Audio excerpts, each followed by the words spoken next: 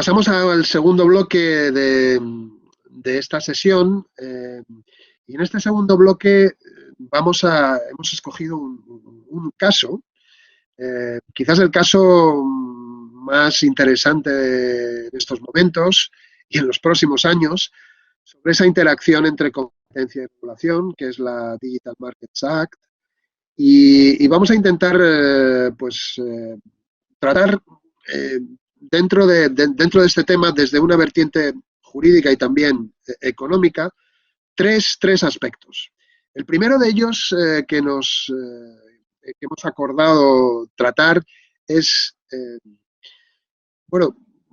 hasta qué punto los instrumentos de defensa de la competencia no son suficientes para tratar los mercados digitales.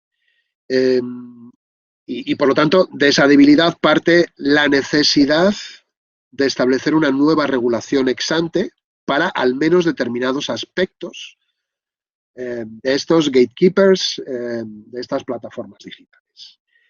Ese es el primer bloque que vamos a tratar. Va a empezar Fernando Díez Estella, y después Jorge Padilla hará también de discussion de este punto. Y abriremos también micrófono, chat para preguntas. O sea que invito desde luego a cualquier persona que está asistiendo a formular esas preguntas a través del chat. Sí, rogaría que se limitaran a este primer punto. Luego tocaremos otros que iremos avanzando más adelante. Fernando, tienes la palabra. Muy bien. Pues muchas gracias, Jerónimo, por tus palabras de introducción. Y no únicamente matizar una cuestión, que es que no aspiro a hacer una ponencia que luego Jorge haga de discusión, porque Jorge sabe mucho más que yo de todos estos temas, y aunque él aborde el enfoque económico, también de lo jurídico. Yo más bien había planteado mi intervención como ir lanzándole a Jorge los temas, ¿no? Dejar el toro en suerte y que él nos aporte, porque creo que tiene mucho más que aportar de lo que yo pueda decir, ¿no? Y bueno, perdóname también, Jerónimo, pequeño spoiler de los tres bloques que van a ser, efectivamente, ¿no? Pues, ¿cómo hemos llegado hasta aquí? O sea, ¿por qué no basta, supuestamente, el derecho a la competencia? Obligaciones de los gatekeepers, artículos 5 y 6 de la Digital Markets Act, y luego el bloque relativo a los datos. Y pensaba que era, en fin, un poco irónico que en derecho de la competencia el tema de plataformas pues siempre nos ha sido muy familiar, si acaso porque la primera norma antitrust, el derecho antitrust, surge técnicamente precisamente para aplacar el poder de estas grandes plataformas petrolíferas, ¿no?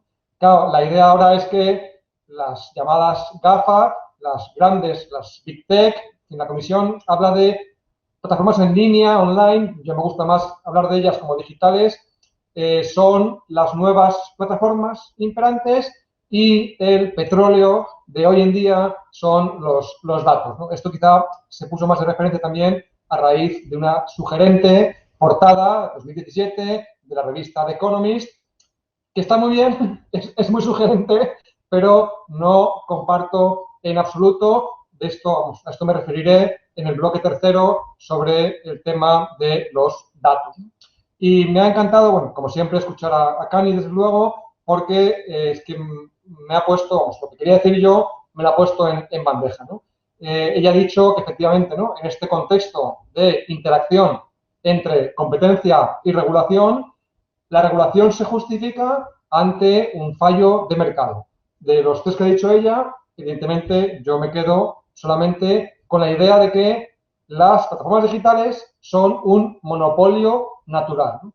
Y que es un fenómeno tan nuevo, ¿no? Tan excepcional, que requiere, pues como tú dices, Jerónimo, de un instrumento ex ante. Sin acordaros que la propuesta inicial que lanzó en junio la Comisión hablaba de instrumento ex ante y además de una New Competition Tool. Al final se han refundido en la DMA, ya aparte la DSA.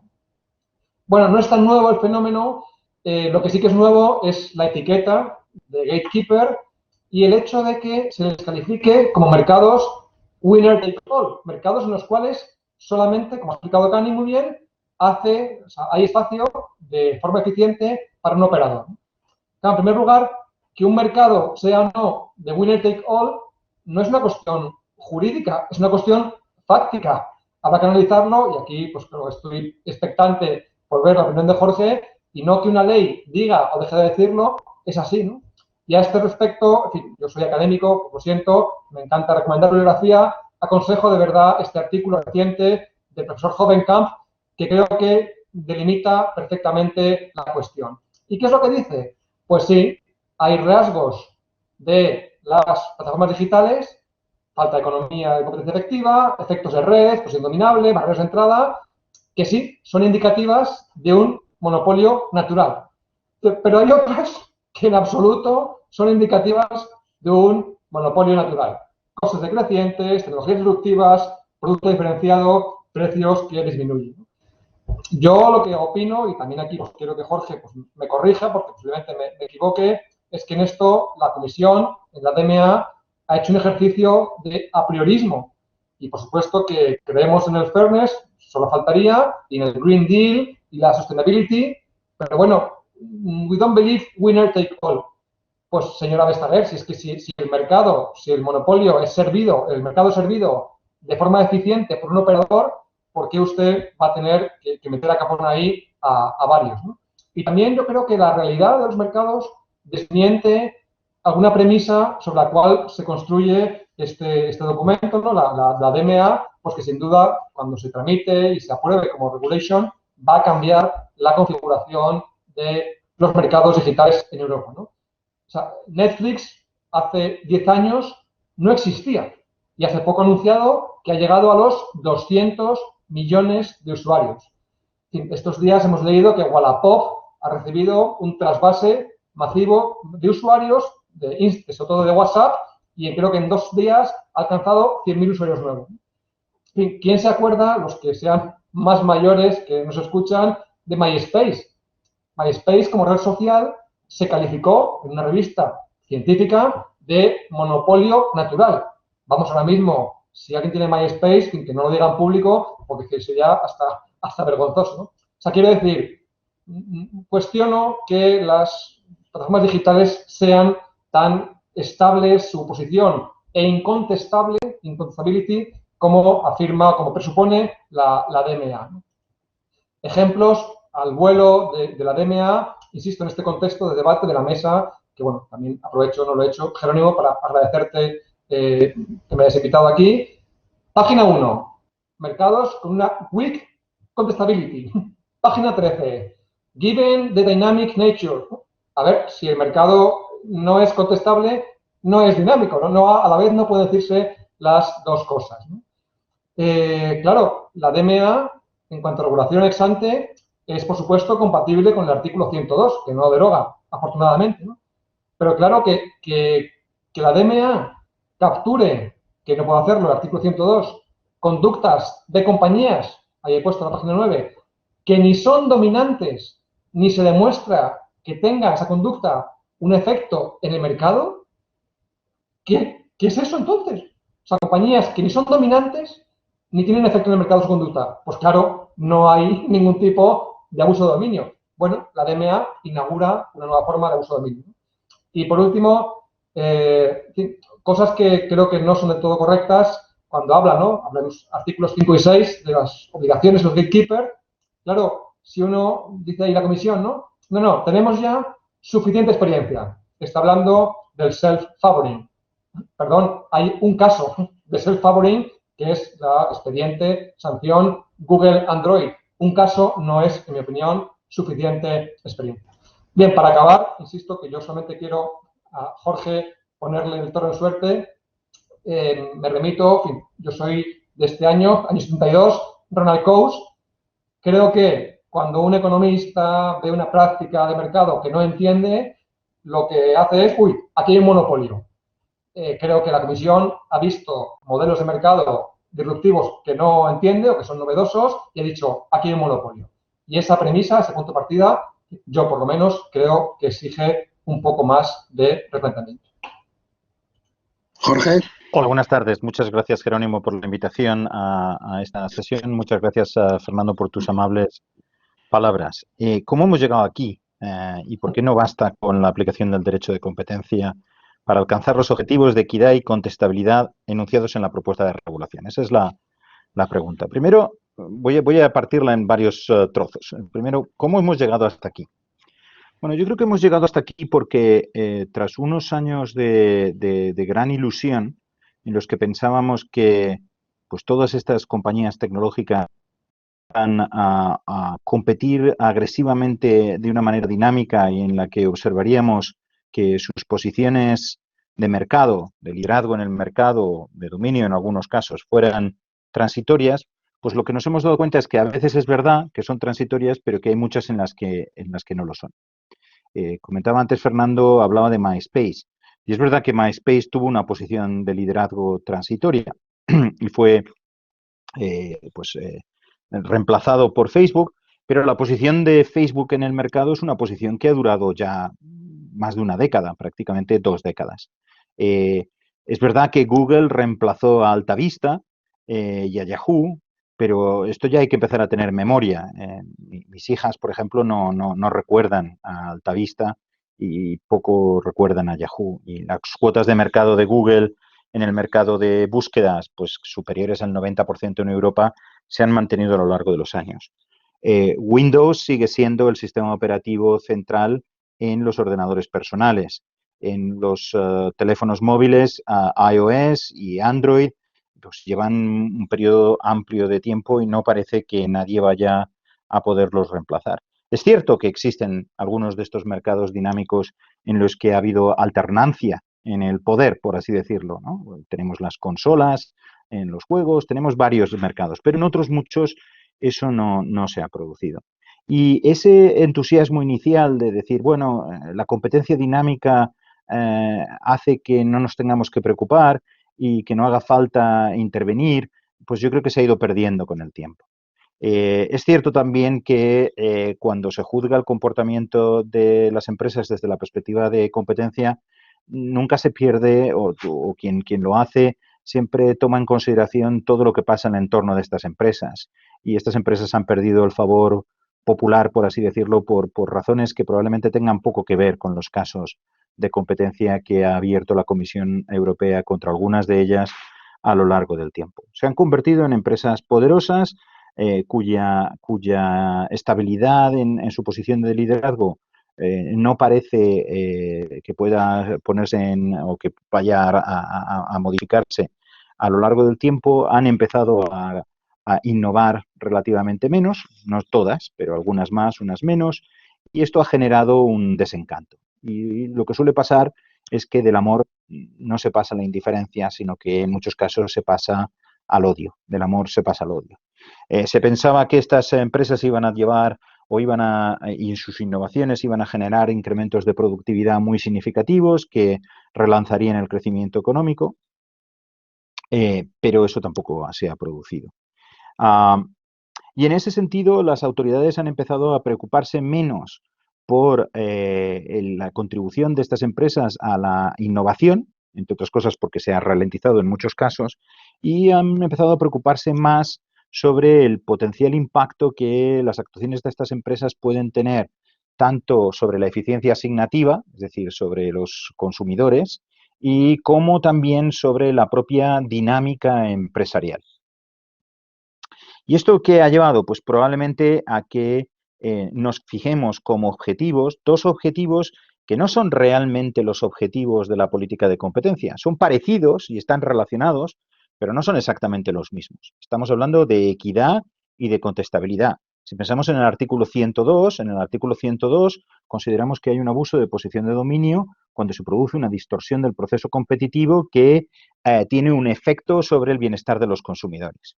Pero aquí cuando hablamos de equidad no estamos necesariamente hablando de consumidores, porque estamos hablando probablemente de equidad con respecto a otros negocios que utilicen, por ejemplo, las plataformas en competencia con propios negocios de la plataforma. Y cuando hablamos de contestabilidad estamos hablando de un objetivo típico de la regulación y no de la política de competencia, que es el de favorecer la entrada y el dinamismo empresarial. Es cierto que cuando hay equidad y contestabilidad se puede beneficiar al consumidor, pero démonos cuenta de que, por ejemplo, nociones tales como las del competidor eficiente, etcétera, que utilizamos en derecho de competencia para distinguir entre intervenciones que distorsionan el proceso competitivo y aquellas que no lo hacen, no tienen lugar en la DMA.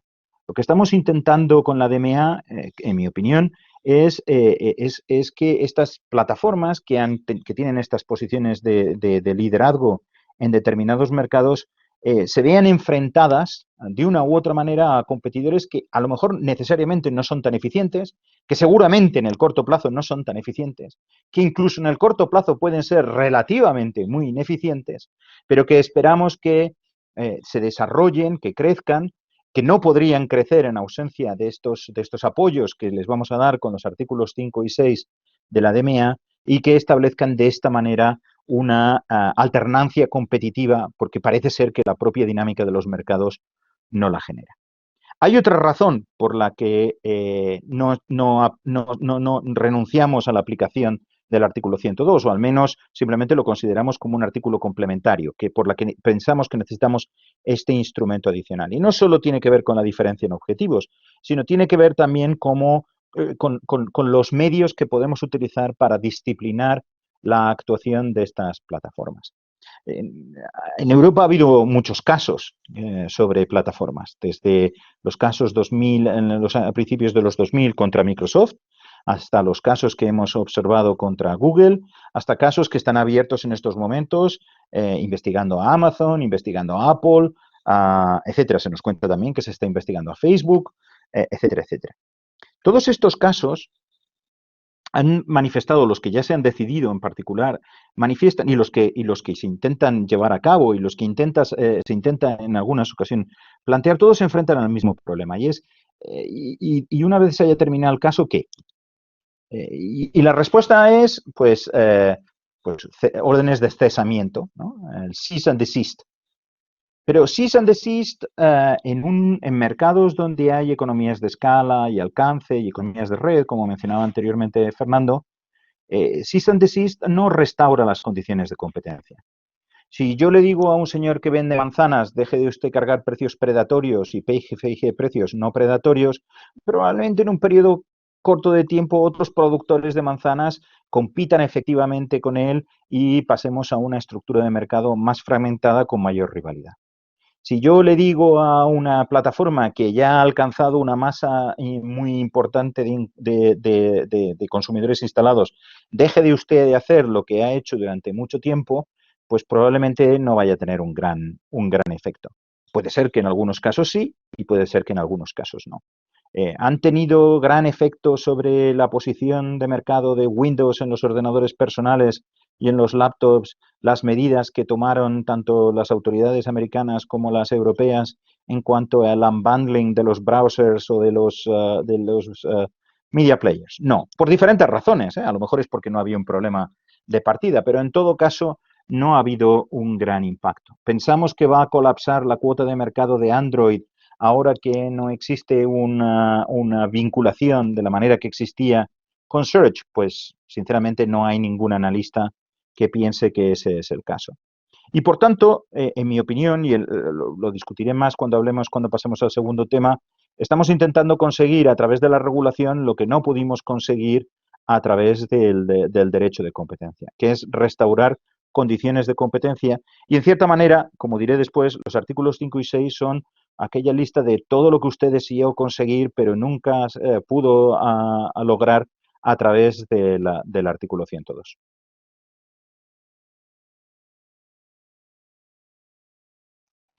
Pues muchísimas gracias a los dos. El chat está completamente mudo.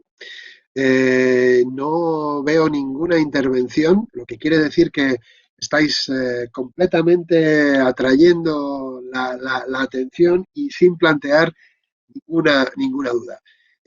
Yo creo que de vuestras intervenciones se extrae una conclusión. En definitiva, esa conclusión es que no es suficiente, no parece suficiente para conseguir determinados objetivos el hecho de, bueno, de contar solamente con las herramientas de competencia, ¿no? Que hay para algo, para a una parte al menos, si queremos conseguir esos otros objetivos, necesitamos introducir regulación. Y también yo creo que otra de las, probablemente de las conclusiones que yo extraigo de nuestras intervenciones es que es una llamada de atención. Una llamada clara de atención de cuidado porque a lo mejor estamos dando por hecho determinadas afirmaciones que son cuestionables y esto nos puede llevar a un resultado equivocado. Seamos cautos, pensemos bien, ya que nos estamos saliendo de la caja, cómo lo hacemos y a dónde vamos, ¿no?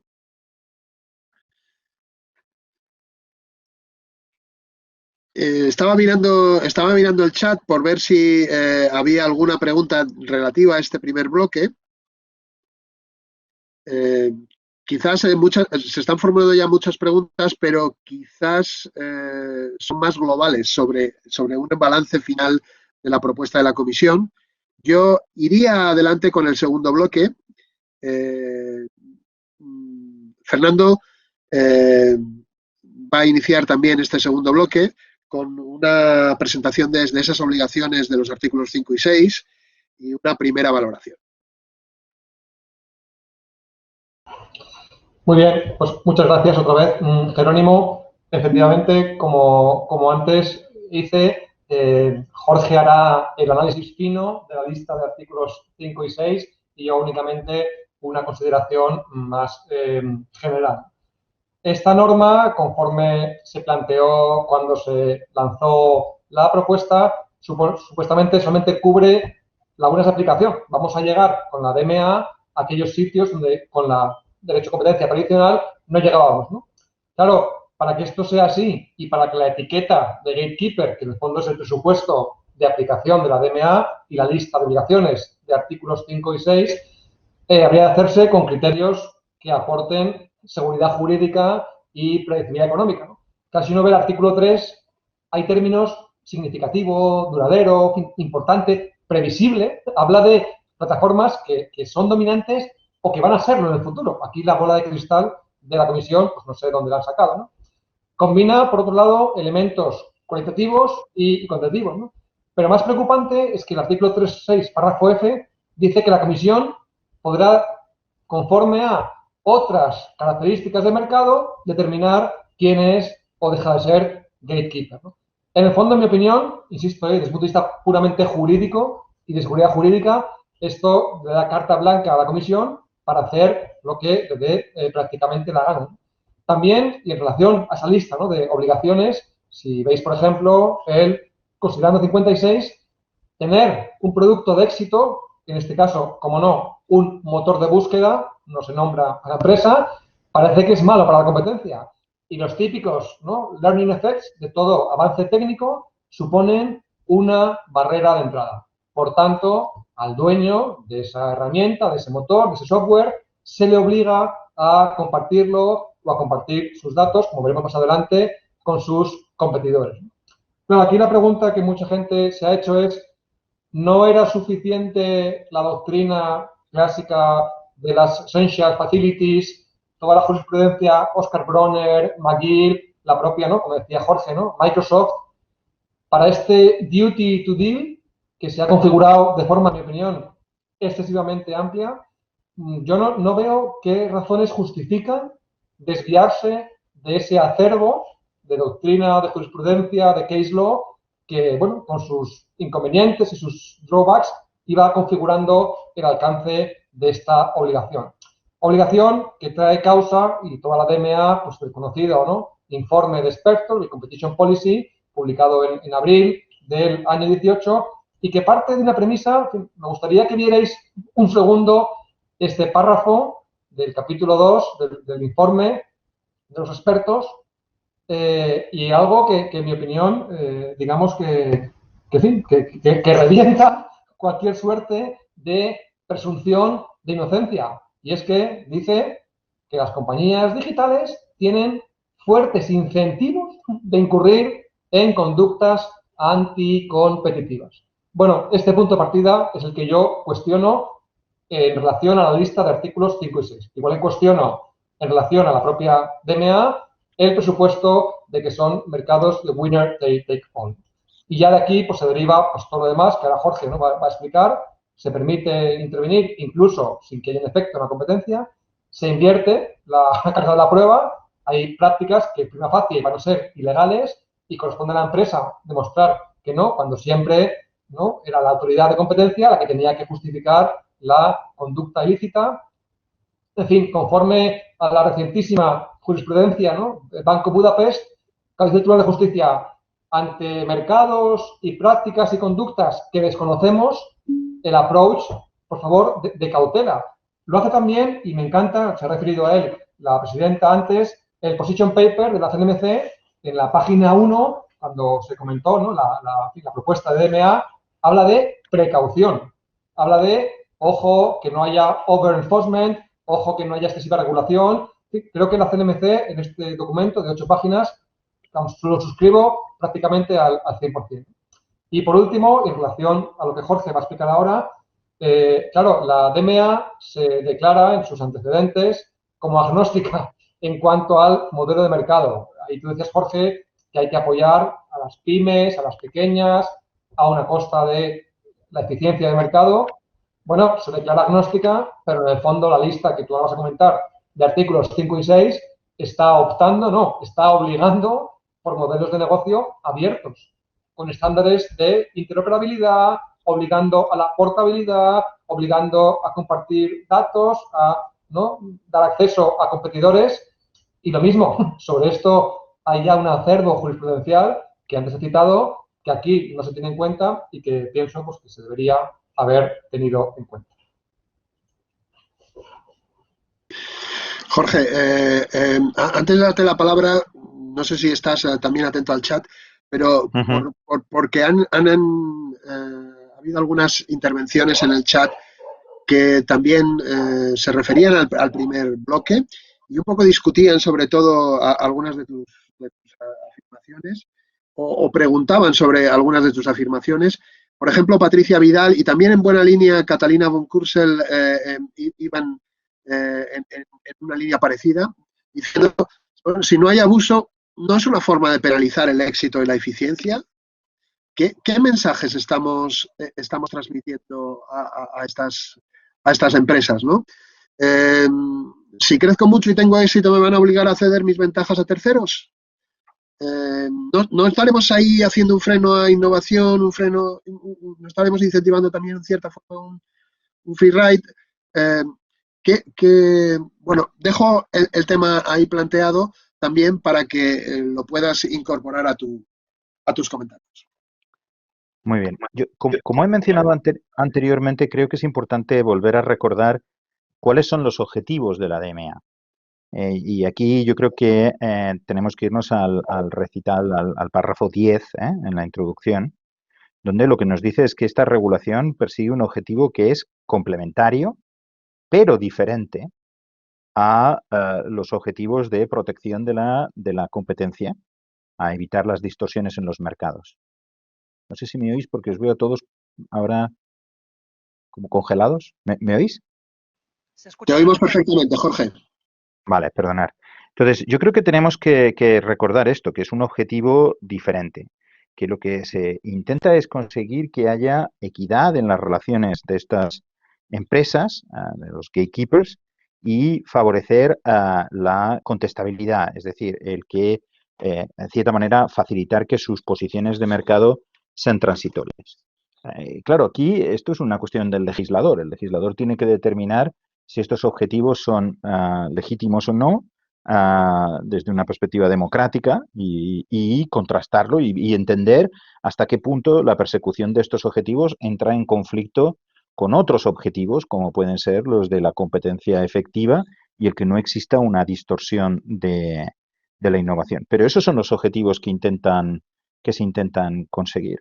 Desde un punto de vista económico, no cabe duda que intervenciones que intenten asegurar equidad y que intenten facilitar contestabilidad pueden generar efectos de desincentivo a la inversión por parte de unas empresas. Pero también es verdad que cuando empresas han conseguido rentabilizar sus activos y sus inversiones de forma muy elevada y donde quedan protegidas no solo por su eficiencia, sino también por barreras a la entrada que surgen y que se derivan de economías de escala y de efectos de red, pues a veces uno quiere introducir rivalidad, incluso si eso significa pérdidas de eficiencia en el corto plazo, porque esos incrementos de rivalidad pueden generar unos beneficios para la competencia y la eficiencia en el largo plazo todavía superiores. Pero yo creo que aquí uno de los temas que habrá que debatir en el Parlamento es si estos objetivos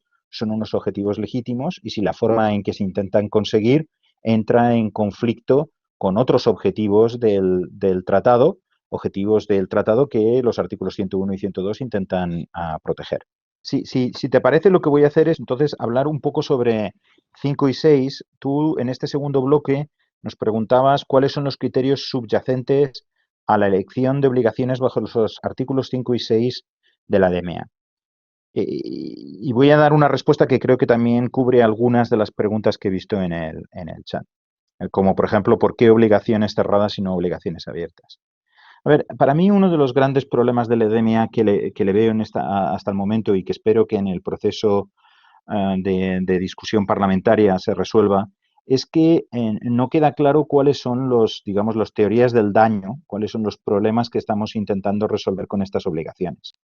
Estas obligaciones son un listado de obligaciones, unas autoejecutables, otras que necesitan mayor especificación, pero no está claro cuáles son los problemas subyacentes que se intentan resolver. Prácticamente tienes que leerte cada una de estas obligaciones para intentar inferir a través de su lectura qué tipo de problema se quiere resolver y en qué medida estas obligaciones vienen a resolver problemas de falta de equidad o problemas de falta de contestabilidad. Y aunque los párrafos introductorios a veces aclaran algo, pues la verdad es que tampoco mucho.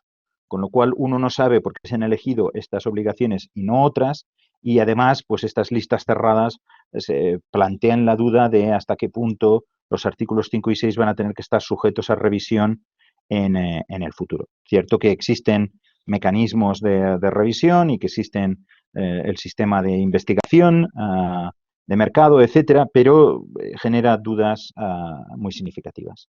Y por tanto, creo que, al menos yo, cuando leo los artículos 5 y 6, lo único que puedo hacer es prácticamente establecer un paralelismo entre cada una de estas obligaciones y los casos de competencia que ha venido haciendo la Comisión Europea de los que soy consciente, y a lo mejor en algunos pues no soy capaz de establecer esa vinculación. Pues por contaros, por ejemplo, si me centro en el artículo 6, el artículo 6.1a pues claramente guarda relación con la investigación que está realizando la Comisión en estos momentos en el caso Amazon. Si me voy al 6.1e, al 6.1f, pues me suena a los casos de la Comisión, o al caso de la Comisión en Apple contra Spotify o a la denuncia de Spotify. El 6.1d pues, y el 6.1j pues tienen que ver con los casos de Google Shopping. El 6.1k pues probablemente también con el caso de Spotify.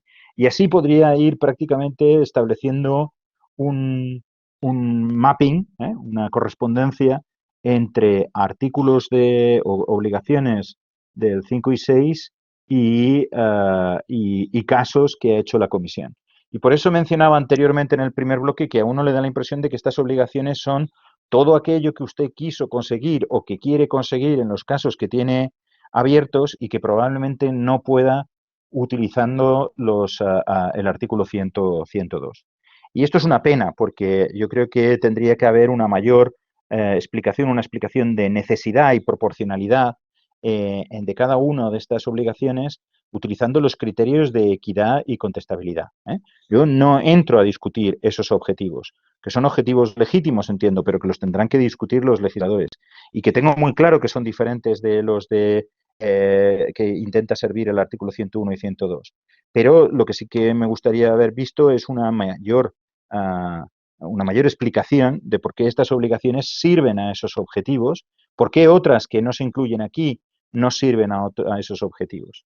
Y, por ejemplo, habiendo escrito sobre lo que se conoce como Platform Envelopment, pues, por ejemplo, desde el Platform Envelopment y es un problema en el que una plataforma consigue envolver a otras. El ejemplo típico es Google entra en sistemas operativos de telefonía móvil y ofrece el Android gratis. ¿Y por qué lo ofrece gratis? Porque lo vincula con Search y los datos que se obtienen de Android se pueden monetizar en Search. No hay ningún otro productor de sistemas operativos para telefonía móvil que pueda, a no ser que tenga un mecanismo de monetización alternativo, que pueda competir contra esto, aunque sea mucho mejor el sistema operativo. Eso es un tema de Platform Envelopment. Pues uno esperaría en ese sentido de que para evitar el Platform Envelopment, pues tuviéramos una prohibición muy clara de empaquetamiento de servicios por parte de plataformas que sean gatekeepers. ¿Qué nos dice el artículo 5F? Nos dice, hay una prohibición de empaquetamiento, de bundling y time. Pero cuidado, es una prohibición que lo que nos dice es que no se pueden empaquetar dos de los servicios de este gatekeeper que sean en las que tenga una posición de gatekeeper. Es decir, yo no podría empaquetar Google Android con Google Search, pero en principio de la lectura del F da la impresión de que sí que puedo empaquetar Google Search con, por ejemplo, Google Pay, que acabo de lanzar. Y si fuera un señor que algunos de los bancos españoles, pues en estos momentos estaría muy preocupado de hasta qué punto un Google Pay puede entrar en el mercado y ofrecer sus servicios gratis a cambio de datos que monetizará en Google Search, algo que no va a poder hacer ninguno de los bancos europeos. Claro, como no sabemos cuáles son las teorías del daño que tiene en mente la Comisión, no sabemos, sin darle muchísimas vueltas, si se ha quedado corta o si se ha pasado. Y este es el problema que yo espero que el Parlamento intente resolver, que se intenten establecer criterios abiertos en los que quepan estas condiciones o un subconjunto de ellas u otras más, pero que guarden una clara relación con los temas de equidad y contestabilidad y que veamos exactamente que existe necesidad y proporcionalidad a la hora de imponer obligaciones. Y creo sinceramente, por lo que he oído hablar creo que es a Andrés Schwab, que es quien probablemente termine por actúe como ponente en el Parlamento, si termina por quedarse la DMA en mercado interior, que van a ir en esta dirección y espero que esto sirva para aclarar varias de las dudas que al menos a mí me plantea estos dos artículos. Perfecto. No, decía que hay también otra pregunta en el chat de Ruiz Peris sobre si creéis verdaderamente que estos criterios, estas obligaciones y las soluciones que se proponen pueden ser eficientes. Si pensáis que pueden conseguir los objetivos de equidad y contestabilidad tal cual están planteados. Y yo añadiría también otra pregunta que es un poco la naturaleza del instrumento. ¿Seguís pensando que estamos a caballo entre competencia y regulación? ¿O esto claramente es más regulación que competencia, a pesar de que haya aparecido inicialmente por una debilidad de las herramientas de competencia para conseguir otros fines?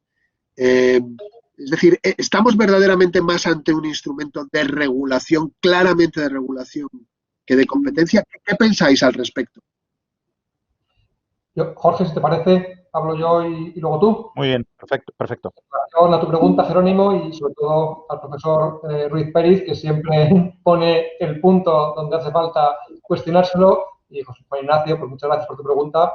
Yo creo que efectivamente esta herramienta es de regulación. Como ha dicho antes Jorge, no es que la Comisión no sepa qué teoría del daño utiliza, es que no la tiene.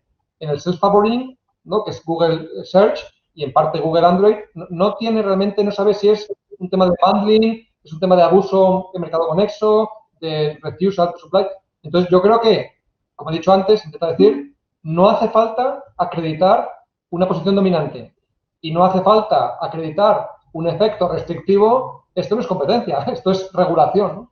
En fin, claramente la DMA y la reciente sentencia Intel es que no se pueden entender, porque Intel dice no existe un abuso per se, ni siquiera desde Hoffman-La Roche, ¿no? El clásico descuento de fidelidad, ni siquiera ese puede considerarse abusivo per se.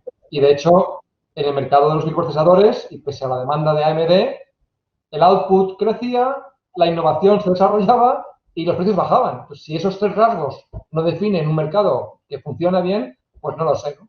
Y por último, bueno, en relación a lo que decía el profesor Ruiz Peris, yo creo que efectivamente va a ser muy eficiente esta solución para conseguir objetivos de equidad y contestabilidad. Ahora bien, la eficiencia y la innovación, como aquí apuntaba en el chat, adiós muy buenas. Solamente esto. Yo creo que es un instrumento de regulación y creo que también hay gente que lo ha dicho, Marcos, creo que lo ha mencionado en el chat. Tenemos otros instrumentos de regulación. En telecomunicaciones también desarrollamos un marco regulatorio que nos permitía imponerle condiciones a empresas que no fueran dominantes, que se consideraban que tenían una posición significativa en el mercado, les podríamos haber llamado gatekeepers, pero que no eran dominantes, y de hecho les impusimos, por ejemplo, condiciones de acceso que eran mucho más agresivas que las que vienen derivadas de la jurisprudencia Bronner, etcétera. ¿Con qué fin? Con el mismo más o menos que aquí, que era promover la contestabilidad. Y no sé si era la equidad, probablemente en ese caso la palabra equidad no tenía el mismo peso. A Vestager le gusta mucho la palabra fairness, pero lo que tenía como fundamental una y otra, y aquí creo que también, y también regulaciones que hemos impuesto en los mercados energéticos, es favorecer la rivalidad, pensando que esa rivalidad va a favorecer la eficiencia económica en el largo plazo, ¿vale? Y esto pues depende de que hay diferentes escuelas. Hay quien piensa que puede ser así, hay quien piensa que no tiene por qué ser así. Yo no quiero ni mencionar empresas concretas ni nada, pero también pensemos, hay un artículo reciente publicado por un profesor de la Escuela de Negocios de Columbia en noviembre del 2020, en el que miraba cuáles son las tasas internas de rendimiento de las grandes plataformas. Esas tasas internas de rendimiento están, en el número más pequeño es el 30% y algunas llegan al 50%, son en media como 3 o 4 veces, el múltiplo de 3 o 4 veces las tasas internas de rendimiento de todas las empresas que se han enfrentado a casos de monopolización en los Estados Unidos o en Europa, que no pertenecen a esos sectores. Pensemos que se generan cojines o cash flows elevadísimos que no se están necesariamente reinvirtiendo, algunos de los cuales se quedan en limbos fiscales un poco en el aire, ni pagan en un lado ni pagan en el otro. Es decir, es imprescindible que estas empresas obtengan todos esos beneficios para mantener la innovación. Pues a lo mejor sí, a lo mejor no. Yo no quiero entrar a juzgar sobre esto, pero también es verdad que desde una perspectiva económica, en determinadas condiciones, introducir en el mercado empresas que todavía no son tan eficientes, pero que pueden llegar a serlo si se les da un empujón inicial y aumentar la rivalidad, puede ser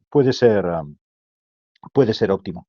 En el fondo, la DMA la tendremos que juzgar cuando se haya puesto en vigor y empiece a funcionar.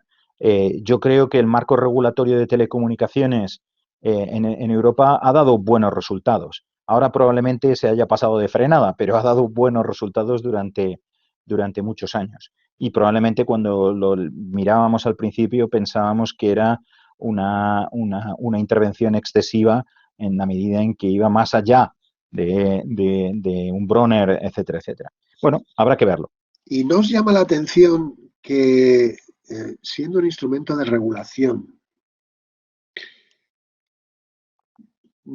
a la hora de aplicarlo y de encargar la aplicación, se encargue no a una autoridad regulatoria, sino que se hable de que la autoridad de competencia pueda tener un papel no solo ya relevante, sino incluso muy relevante, más relevante incluso que la autoridad regulatoria. Si es un instrumento regulatorio, ¿no debería de encargarse exclusivamente a la autoridad regulatoria y que competencia tuviera al menos o no tuviera papel o tuviera un papel menor? Lo digo a efectos de no confundir los dos ámbitos, ¿no? Sí, a mí, Jerónimo, si me permites, casi me preocupa menos quién lo vaya a hacer que qué recursos vas a dotar para que esto se haga bien y sea efectivo.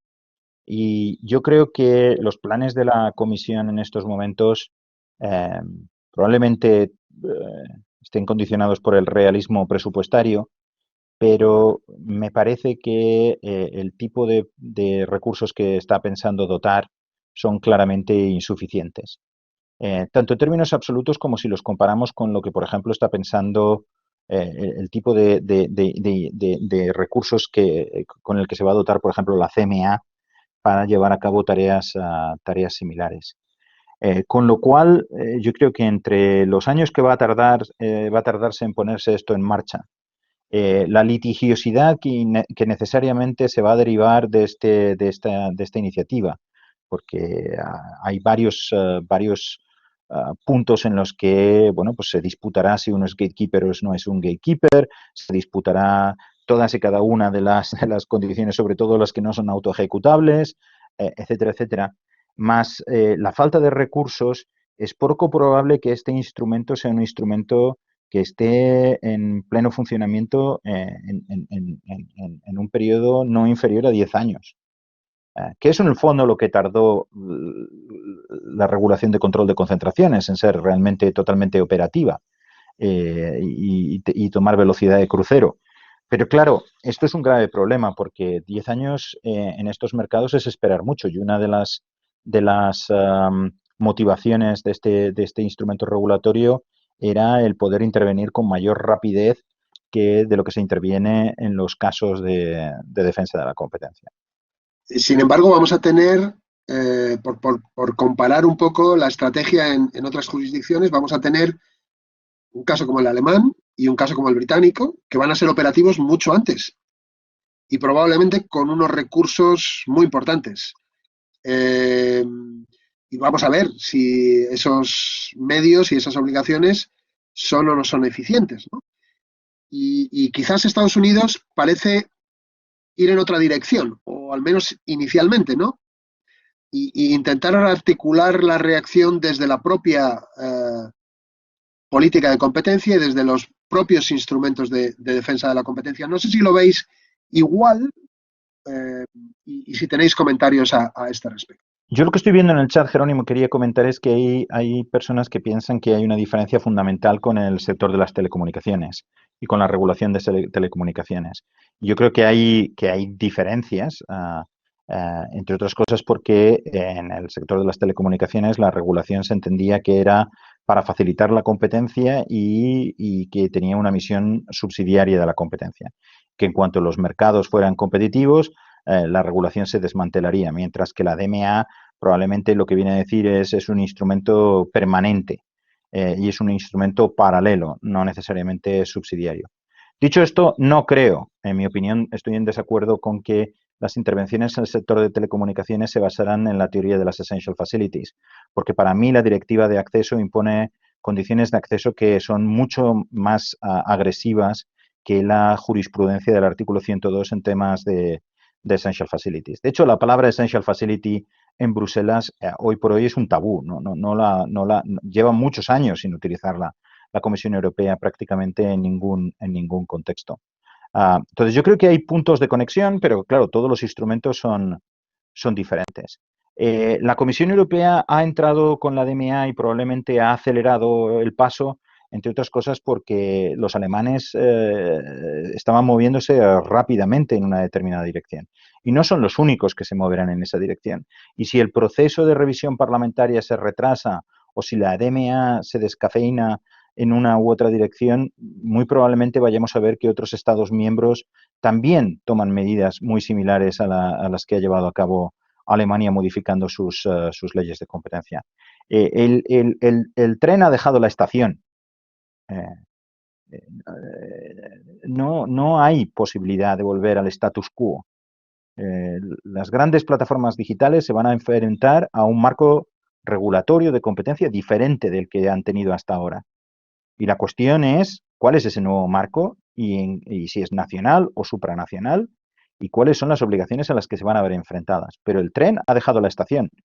No merece la pena que debatamos si la DMA debe derogarse o si es un intento fallido. Saldrá de una manera o de otra. Y probablemente lo que la Comisión Europea ha intentado hacer aquí es conseguir que dentro de la Unión tengamos un marco regulatorio relativamente común para que no haya más distorsiones de las que son imprescindibles. Fernando, no sé si tienes algo que comentar y si no, yo creo que podríamos avanzar al tercer bloque que se centra en las obligaciones de datos y luego al final tendremos una nueva oportunidad para discutir globalmente el instrumento. Muy bien, muchas gracias, Jerónimo. Pues efectivamente el último bloque anunciado era el tema de los datos y como ya dejé apuntado en la introducción, en mi opinión por lo menos, los datos no son el petróleo del siglo XXI. Hay diferencias, pese a la portada de The Economist, hay diferencias sustanciales que sobre todo obligan a un tratamiento antitrust totalmente distinto. Y de ahí también lo que antes decía Jorge, ¿no? La forma de monetizar los datos, que en última instancia es lo que buscan las plataformas, pues es distinta a la forma de monetizar otro tipo de assets. En honor a la honradez académica, este cuadro lo he sacado de este artículo de Rafa Allende Salazar, publicado en el último volumen del Anuario de la Competencia, de Miguel Ángel Recuerda, que recomiendo porque es de lo poquito que hay en castellano, en mi opinión, que analiza en detalle y con rigor, y como es Rafa, con acierto, en mi opinión, las plataformas digitales. Antes, en relación a los datos, Jorge hablaba, ¿no?, del artículo 6.1a. Si leéis un segundo en pantalla, los que podáis, ¿no?, el considerando de la DMA 43, para evitar que los porteros se beneficien de su doble función. Es irónico que llevemos años ya, recientes, pero años, hablando de los mercados, ¿no?, de dos lados o más lados, y nunca hasta ahora, por lo menos, no he visto yo mucha literatura económica ni jurídica hablando de el doble rol, la función de marketplace, en la cual otros venden, y la función de retailer, en la cual tú vendes tus productos. Este considerando 46 y la obligación que ha dicho Jorge, 6.1a, es, en mi opinión, y me someto a mejor consideración, un copy-paste del SO que mandó a la comisión, a Amazon, pues hace un par de meses. Utilizar los datos que obtiene como marketplace para beneficiarse de su función como retailer. Antes decía Jorge que es que tú puedes ver la lista de 5 y 6 y puedes ir detectando o identificando, sin que se nombren, evidentemente, asuntos en marcha, ¿no? Esto creo que no es buena técnica jurídica, que la comisión, asuntos todavía sub judice, los de Google, el caso Bundeskartellamt, ¿no?, contra Facebook, el expediente recién incoado contra Amazon, que esos asuntos que todavía están, insisto, en fase de decisión o de revisión judicial, se ventilen ya como prohibición legal vía DMA, pues creo que no es buena técnica jurídica. Y luego estoy totalmente de acuerdo con Jorge que al ritmo del Parlamento Europeo y la tramitación, hasta que esto sea un regulation aplicable, pueden pasar, si no 10 años, unos cuantos. Para entonces, quizá, yo creo, puede que me equivoque, muchas empresas contra las cuales o hacia las cuales la DMA en el fondo va dirigida, pues a lo mejor ya directamente han desaparecido del mercado. No entro en detalle al tema datos, lo hará mucho mejor Jorge, y únicamente pues para concluir, y no son ideas mías, son de lo que he leído, que me parece más interesante. Bueno, toda esta idea, ¿no?, del incipient antitrust, ¿no?, y el precautionary antitrust, esto, Jerónimo, y en relación a tu pregunta, esto es regulatorio. O sea, esto es aplicar un derecho de competencia antes de que la práctica tenga lugar. Esto es regulación, esto no es competencia, ¿no? Entonces, estamos en un mix, como tú decías, de regulación y competencia que yo creo que es un híbrido que no ha quedado del todo bien, ¿no? Y es cierto, y aquí lo dice Chris Van Hoff, que el balance es muy complicado. O sea, ojo, que ya bastante esfuerzo hace la comisión y hace quien ha elaborado este documento de, efectivamente, ¿no? Pues intentar conciliar objetivos que son a veces irreconciliables, ¿no? Antes decía Jorge, con mucho acierto, que efectivamente, ¿no? Ya en Bruselas, el Essential Facilities, bueno, aquí el bueno de Pablo Ibáñez Colomo, en Chilling Competition, hacía un post muy bueno que parafraseaba pues, el artículo legendario de Philip Arida, ¿no? Hablando de limitar la vigencia de los recursos esenciales. Bueno, el self-preferencing, que yo creo que es la práctica prevalente en estos mercados, hay que también ver cómo delimitarla. Y por último, bueno, este fue el documento que sacó, pues como no, Google cuando se lanzó la demanda del DOJ. Yo hablo mucho del gap transatlántico y la diferente aplicación. Ya me he quedado sin argumentos porque tanto el Department of Justice como la Federal Commission en Estados Unidos han planteado demandas que además son literalmente, creo, un pequeño déjà vu de lo que ya se ha hecho en Europa. Decía el representante de Google que es una demanda infundada que hacía un flaco sabor a los consumidores. Yo creo, y lo digo con pena, que estas obligaciones de la DMA va a generar ineficiencias y pérdidas de recursos y de funcionamiento en las plataformas digitales que al final, por supuesto, quien va a pagar es el consumidor. Y me remito a Australia, como sabéis, donde Google se está planteando irse del mercado por una regulación impuesta por parte del gobierno. Pues nada, yo esto era lo que tenía que concluir. Muchas gracias. Muy bien. A ver, el tema de los datos es un tema fundamental. Yo creo que las obligaciones en el artículo 5 y 6 que tienen que ver con los datos probablemente sean las que vayan a tener un mayor impacto en cómo evolucione la competencia en todos estos core platform services que define la comisión en su artículo 2, si no recuerdo mal. Sobre los datos, los datos es un tema curioso porque se genera la siguiente paradoja. Todo el mundo dice que los datos, todo el mundo que tiene datos dice que los datos no sirven para nada y que no tienen mucho valor, pero nadie los quiere dar. Yo recuerdo una anécdota, y no nombraré nombres, que me contaba un antiguo gobernador del Banco de España, en el que el director de regulación presentó al Consejo una serie de números y el Consejo de los consejeros del Banco de España y el propio gobernador le dijeron a este director de regulación: oiga, está hablando usted de unos números, pero es que no vienen en los papeles que nos ha dado. Y el director de regulación le dijo al gobernador de entonces: es que estos datos son confidenciales. Claro, el gobernador le recordó quién era él y a quién le estaba hablando, pero ilustra un tema que es bastante común. Los datos no vale para nada, son replicables, son fungibles, son todas las cosas que queramos, pero yo no los quiero dar. Son míos y no los quiero dar. Ni siquiera son míos, porque en el fondo, la mayoría de las ocasiones no está claro quién tiene la propiedad de los datos. Yo los tengo en mi poder, pero no los quiero dar. Y esto no es algo que haya surgido o es un problema que sea nuevo de las plataformas. Pensemos, por ejemplo, en la banca. ¿Por qué no se ha conseguido penetrar los mercados nacionales al por menor, de banca al por menor, en toda Europa? ¿Por qué los alemanes no han conseguido tener éxito en España? ¿Por qué los españoles no han tenido éxito en otros sitios, etcétera, etcétera? ¿Por qué seguimos teniendo mercados nacionales bancarios? Pues la explicación que da la teoría económica y el análisis empírico es porque el incumbente tiene una ventaja informacional importante porque tiene datos sobre sus clientes. Y no datos sobre si ha pagado o no ha pagado, no esos datos que se suelen llamar datos duros, si ya dejó de pagar o no, sino datos que se llaman blandos. No sé si mientras tanto Jerónimo quieres o Fernando queréis, mientras se conecta Jorge, hacer alguna apreciación sobre lo que estaba diciendo. Si hay del chat alguna pregunta que pueda responder, encantado. Pues la verdad es que muchas las estáis contestando ya, pero un momentito que recapitulo Hombre, hay alguna que sí que sea...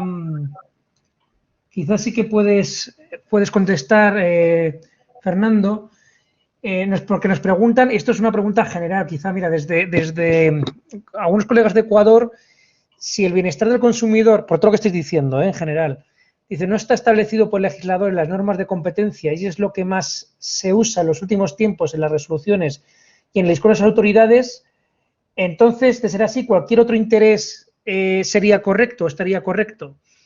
Claro, esto también me imagino que con la visión que tienen de lo que está ocurriendo en Latinoamérica, no solamente en Ecuador. No sé qué opinión te merece, Fernando. Yo creo que me parece muy oportuno el comentario porque al final, como decía Jorge, la DMA tiene una propuesta y una finalidad política, que es apostar por la equidad, el fairness y la contestabilidad, ¿no? Y ante eso el instrumento se diseña en función de la finalidad.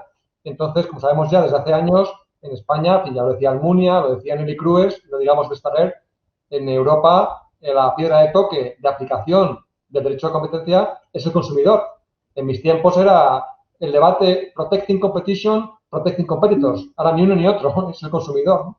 Con lo cual, vamos, creo que es muy oportuno el comentario porque efectivamente una vez se opta por esa finalidad de objetivo político, ya el instrumento se adecua a ese objetivo. Y no me siento con fuerzas ni soy quien para discutir el objetivo político, evidentemente. Luego, la verdad es que no sé, Jerónimo, ¿qué te parece? Pero veo muy activo en el chat desde hace bastante rato a Marcos Araujo. No sé si igual se anima.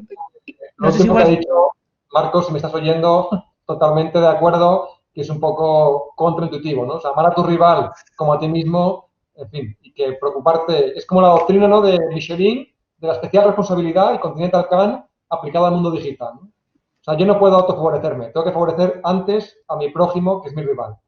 Marcos, totalmente de acuerdo contigo. Parece que Jorge está entrando. Comenta mientras tanto en el chat Luis Pinto, ¿qué ocurre si al final, después de aplicar la DMA, no tenemos más contestabilidad porque no funciona, no es eficiente y además hemos perdido los beneficios de la competencia? Por lo tanto, el incentivo a innovación, etcétera, etcétera, ¿no? ¿Qué te parece la pregunta, Fernando? Yo estoy de acuerdo con Luis Pinto, no te conozco, pero estoy de acuerdo, aunque es un poquito políticamente incorrecto. Pero bueno, yo estoy de acuerdo, ya lo he dicho antes, estoy de acuerdo contigo, Luis. Jorge, te habíamos perdido, bueno, pero te hemos recuperado y tienes de nuevo la palabra. Bueno, lo que os estaba contando es que el tema de compartir datos no es nuevo. Los bancos, tanto en España como en otros países, han conseguido mantener sus posiciones de privilegio en los mercados nacionales en los que operan por la información superior que tenían con respecto a los nuevos entrantes. Las fintechs no terminan de introducir competencia significativa en los mercados bancarios al por menor precisamente por las mismas razones. ¿Y qué se ha hecho? Pues se ha introducido regulación. La Directiva de Pagos 2, la PSD2, que obliga a los bancos a poner a disposición de algunos de sus competidores información sobre sus clientes, es una forma de forzar el acceso a los datos. En el Reino Unido y en otros países se ha ido incluso más lejos con las iniciativas de Open Banking, que son similares pero un poco más agresivas. No es nuevo.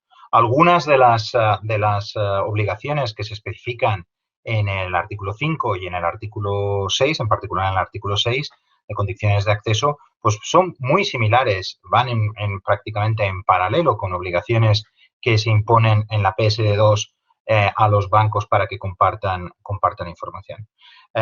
¿Y por qué? Bueno, pues porque esos datos que no son petróleo, yo estoy de acuerdo con Fernando en que no son petróleo, sí que son muy importantes para que este tipo de empresas puedan competir en el mercado. Y esos datos, estas empresas en ocasiones los obtienen a través de políticas de privacidad que son complicadas de entender para los consumidores. Y en ese sentido, la DMA lo que intenta es conseguir que el consumidor, cuando otorgue su consentimiento, lo haga con un mayor grado de información. Si os fijáis, por ejemplo, en la condición 5A, en la condición 5A se está pidiendo que exista una alternativa específica y que haya un consentimiento activo. Es decir, tiene que haber un opt-in, no solo un opt-out, y ante una alternativa específica. ¿Qué es una alternativa específica? No está muy bien explicado, al menos en el artículo 5A. Sí que nos ayuda algo, creo que es el recital 43. He perdido la DMA que la tenía delante de mí cuando me he cambiado de habitación, en el que se nos dice que se tiene que proporcionar una alternativa menos personalizada. Hoy por hoy, cuando me pide alguien consentimiento, no me está dando una alternativa menos personalizada. Me está diciendo que o acepto o no acepto. Y yo creo que lo que se está intentando conseguir con la DMA es que, primero, quienes están en posición de obtener datos lo obtengan solo cuando realmente existe consentimiento por parte del consumidor ante alternativas que no sean tan draconianas como el perder el servicio. Y, en segundo lugar, están intentando conseguir la contestabilidad mediante condiciones de acceso de datos y de portabilidad de datos que no son muy diferentes de las que, como decía anteriormente, se les ha impuesto a las entidades bancarias en el contexto de las iniciativas de Open Banking o de la PSD2. Condiciones que conlleva el que el intercambio de información, el acceso a la información se pueda realizar de manera continua, en tiempo real, es decir, que estas plataformas, como los bancos, estarán obligadas a crear Application Program Interfaces, APIs, y documentarlos adecuadamente para que estas otras empresas, si cuentan, en el caso de datos personales, con el consentimiento de los consumidores, puedan acceder a ellos. Y yo creo que una de dos: si los datos realmente no valen nada y es totalmente irrelevante y se pueden conseguir de miles de maneras alternativas, pues el gasto que van a acometer las plataformas al crear estos APIs tampoco va a ser desproporcionado y no tienen de qué preocuparse. Y si, por el contrario, son, como parece ser la Comisión, los datos son importantes para competir, pues bueno, entonces es una condición sine qua non para que podamos tener realmente contestabilidad en esos mercados, desde el mercado de la búsqueda hasta muchos otros en los que los datos son fundamentales. Muy bien. No veo nuevas preguntas en el chat. Bueno, sí, Patricia Vidal acaba de mandar una pregunta. Dice Patricia: la obligación de ofrecer una alternativa no es en el fondo una obligación a contratar, obligación que además luego favorece a terceros que no recabarían los datos porque los potenciales clientes quizás optan no, ellos no tienen que ofrecer alternativas. ¿Es justo? Yo creo que no es una obligación. Yo creo que no es una obligación a contratar. Yo creo que en estos momentos, pongamos que quiero abrir una cuenta, crearme una cuenta en Facebook. Y lo que voy a decir sobre Facebook no es porque tenga nada contra Facebook, porque ni trabajo para ellos ni contra ellos, sino porque es un ejemplo que me viene a mano. Si creo esa cuenta, tengo que aceptar términos y condiciones. Cuando acepto términos y condiciones, me daré cuenta de que la política de privacidad está incluida dentro de los términos y condiciones. Es decir, no puedo rechazar la política de privacidad y aceptar los términos y condiciones. Y si tengo que aceptar esos términos y condiciones, pues entonces una de las cosas que me van a pedir es que acepte la política de privacidad, como decía anteriormente. Y esto quiere decir que estoy otorgando mis datos no solo en Facebook, sino en otras plataformas de la misma empresa, y no solo en plataformas de la misma empresa, sino, por ejemplo, en todos y cada uno de las páginas web donde exista un botón Facebook donde se pueden hacer likes. Eso es otorgar un montón de información. Claro, me puedo negarme a otorgar esa información, pero entonces no estoy aceptando los términos y condiciones y no puedo tener una cuenta. Hay otras empresas que lo que dicen es: no vamos a ser tan drásticos, le vamos a dar a usted un número de posibilidades para que ajuste sus preferencias, para que pueda eliminar determinados tipos de datos, etcétera, etcétera.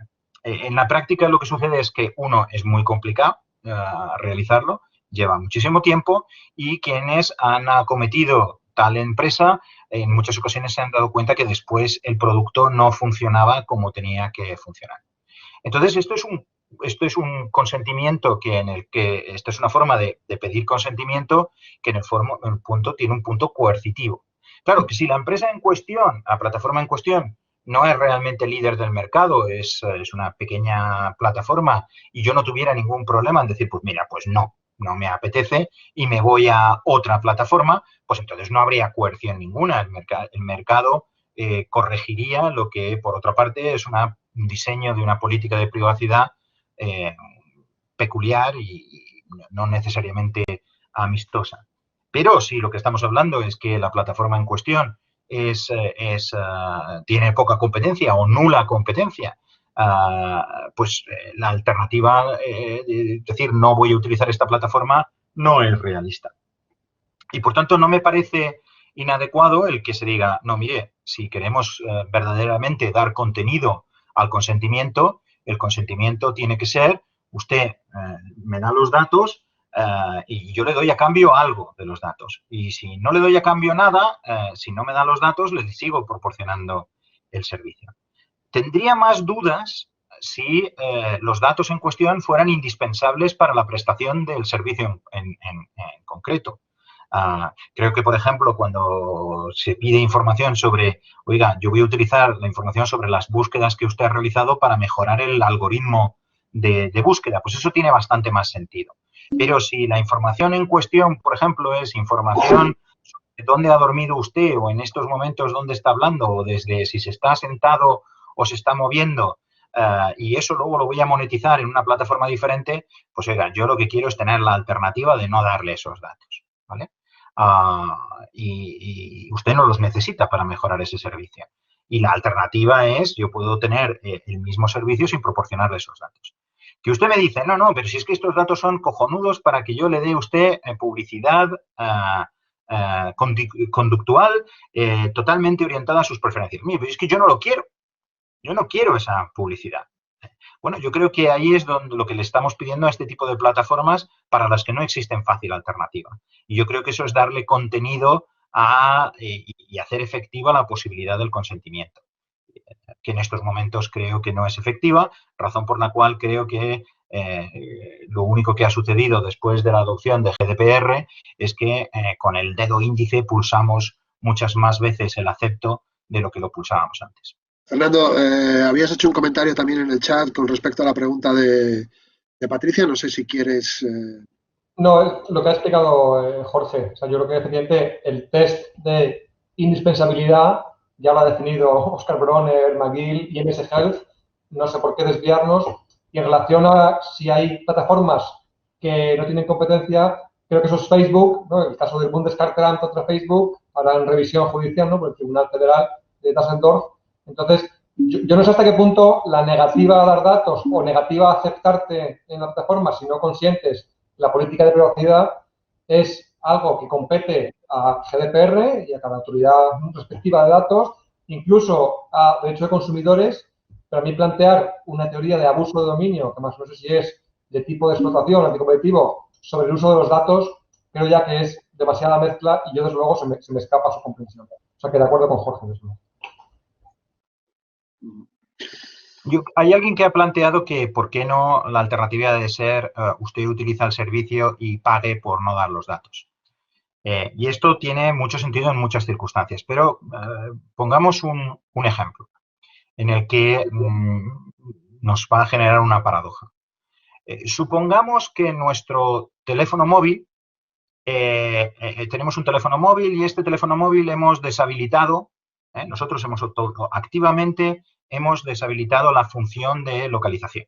¿No? En teoría, el teléfono móvil no debería de indicar dónde estamos, etc. Pero a pesar de eso, resulta que ese teléfono móvil y ese sistema operativo cada cuarto de hora manda información a una determinada plataforma diciéndole cuál es tu longitud, cuál es tu latitud, cuál es la presión barométrica, lo cual quiere decir que ya sabe quien reciba esa información no solo en qué lugar del espacio estás, sino también verticalmente en qué planta estás, que además proporciona información sobre si estás quieto, si te estás moviendo, proporciona un mapa de todas las torres Wi-Fi que hay alrededor de ese teléfono móvil, de todos los beacons Bluetooth que hay alrededor de ese teléfono. Pongamos que ese caso hipotético, que después os voy a decir que es verdad, sucede y cada ciertos minutos se proporciona esa información. Un teléfono en el que he estado deshabilitado. ¿Tengo que pagar porque esa información no se proporcione? Yo nunca he dado permiso para que esa información se proporcione. ¿Tengo que pagar?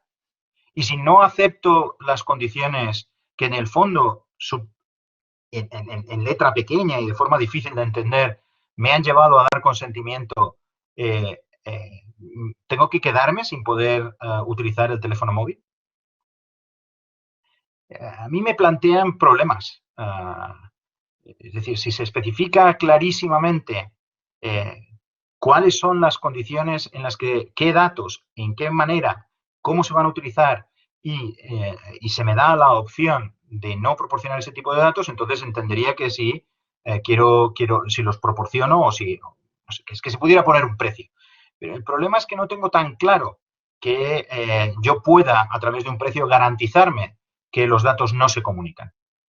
Y tampoco tengo muy claro por qué en un determinado momento, después de haber comprado un determinado producto, de repente me tengo que dar cuenta de que para poder utilizar ese producto tengo que comprar para que no se utilice, pagar para que no se utilicen mis datos. José Luis Alcaraz plantea algo parecido. No es el pago como alternativa, pero sí que plantea que si no debería de ser la regla general y a través de una opción fácil no dar el consentimiento. Y en una opción más difícil, concederlo. Si esto no debería, en definitiva, no debería revertirse lo que es habitual.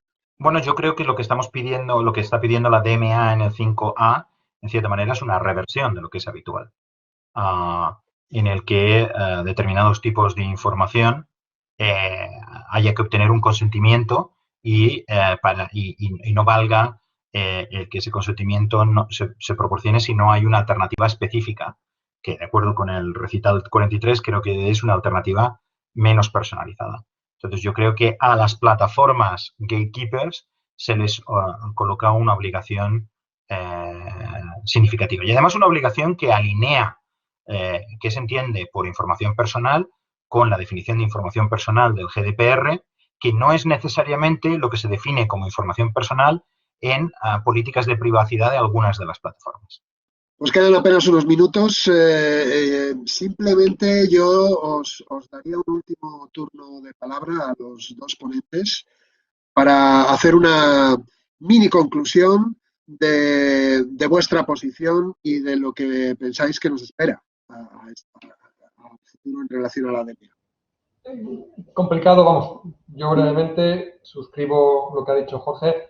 Creo que hay que ver cómo queda esto en su aprobación parlamentaria en Europa. Creo que son obligaciones, alguien decía, demasiado genéricas a veces, otras demasiado cerradas, y que se está sacrificando la competitividad, por lo menos a corto plazo, en aras de una contestabilidad a largo plazo, en perjuicio de consumidores. O sea, yo desde luego mi valoración es que es una regulación injustificada, que hay una injerencia en el ámbito propiamente de competencia y que no está con una teoría del daño adecuadamente fundamentada. Solamente esto. Muchas gracias, Jerónimo. En mi opinión, Jerónimo, yo creo que la DMA es un primer intento positivo en cierto sentido, pero muy inacabado. Creo que se nota claramente que es un ejercicio muy complejo y que se ha hecho con cierta premura. Y creo que en los 2 años que probablemente, durante los 2 años en los que se revise este texto en el Parlamento, pues se producirán cambios muy notables. Creo que es importante el que el Parlamento clarifique cuáles son los objetivos y cuál es la relación o no de estos objetivos con los objetivos de competencia. Y por lo tanto, pues por ejemplo, el recital 10 no me parece que deba de ser discutido con la brevedad con la que se discute y debe de ser ampliado. Creo que es importante el que clarifiquemos varias cosas. Por ejemplo, quién es un gatekeeper y cuál es la relación del gatekeeper con el concepto de undertaking de la DMA, si este concepto de undertaking de la DMA es consistente o no con el concepto de undertaking en competencia, qué sucede con los conglomerados de gatekeepers. Hay cierta confusión sobre ese tema. Creo que es importante que se especifiquen cuáles son las teorías del daño que se están intentando cubrir, cuáles son los problemas de contestabilidad y falta de equidad que se quieren cubrir y que se hagan con criterios genéricos, porque si no, pues estas obligaciones parecen realmente ad hominem, que después las obligaciones que se listen quede claro en qué medida vienen a resolver problemas de contestabilidad y problemas de falta de equidad y por qué son necesarias para resolver esos problemas y por qué son proporcionadas para la resolución de esos problemas. Y después creo que ya no desde el punto de vista de la elaboración del texto, sino pensando en el tema de la ejecución, creo que la comisión tiene que ser más realista sobre lo que va a suponer la complejidad de la gestión de la DMA y dotarse de los recursos adecuados. Porque si no lo hace así, lo que tendremos es retrasos, incapacidad, probablemente discriminación entre unas plataformas y otras, y esto no es factible. No podemos esperar 10 años, como sucedió con el control de concentraciones, no para que empiece a funcionar, no para que empiecen a tomarse decisiones, sino para ir en velocidad de crucero y tener un mecanismo que sea realmente útil. Y en último término, lo que querría decir es que en el momento en que el instrumento esté en vigor, lo que va a ser muy importante es qué es lo que sucede con los 2 o 3 primeros casos. Porque esos 2 o 3 primeros casos van a determinar en buena medida lo que venga a suceder después. Y que habrá que estar,